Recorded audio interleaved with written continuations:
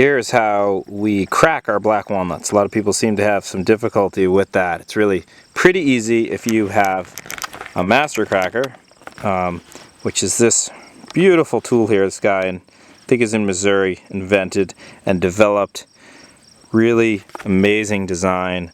You can pre-select the size by using this and then crunch it. So you can like open it up for a big nut and then crack it and get huge leverage, or close it for a small nut like this and then crack it. And then you've got micro adjustments here, forward, and back. Same with this. This also adjusts. The whole thing's cast, made out of one piece of aluminum here. Will last forever. And I'll show you how well it works. It's really just amazing. Here, check it out. See, grab a black walnut, put it in here.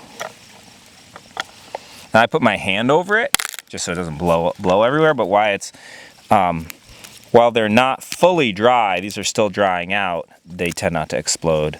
This is a nice nut meat. These are some walnuts we found this year. We also have been growing our own and getting some great walnuts after 10 years.